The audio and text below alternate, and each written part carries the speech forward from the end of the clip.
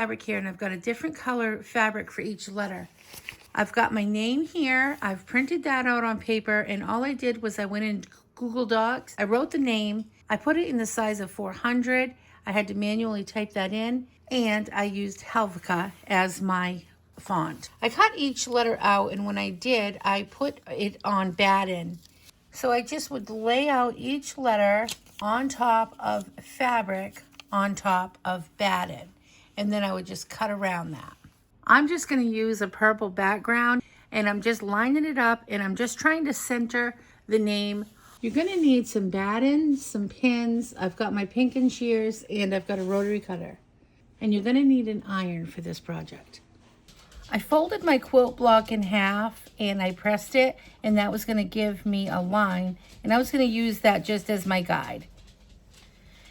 Then I'm going to start removing all the papers here. I removed these two already, and I'll remove the paper, and I'm just going to start pinning these down. And remember, I've got batten underneath mine because I want it to puff up a little bit. It would just give it that extra puff with the letters.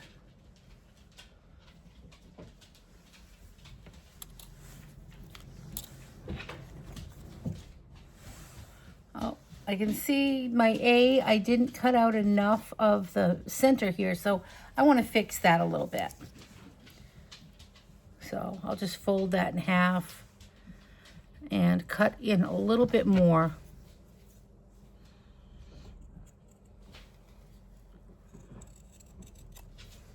My letters, I don't have them precise. I just want them as a guide.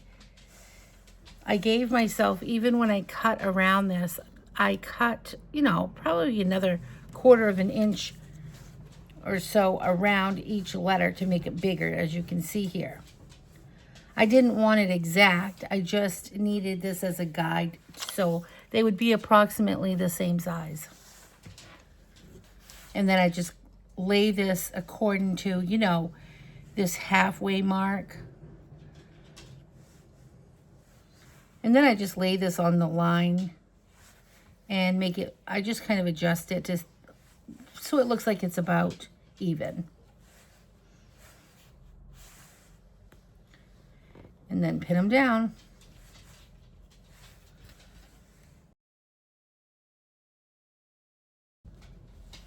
I kind of missed here on this edge a little, so I'm just going to clean that up a little bit.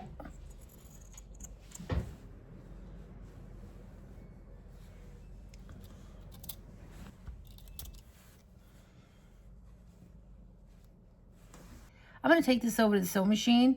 All right, I've got my fabric underneath my machine, and I'm going to start with the letter O. And Janome 6700P, and I'm on mode 2, stitch 017. It's an overlock stitch, and I've tried looking the name up. I cannot find it, but it is an overlock stitch.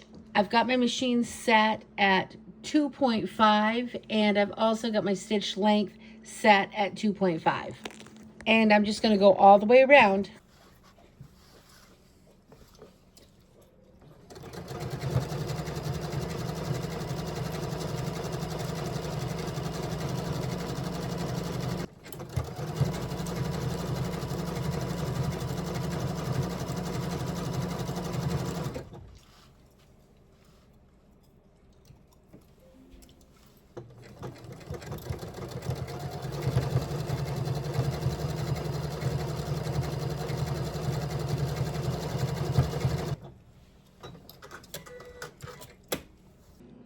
Okay, here's how it came out. It is absolutely adorable.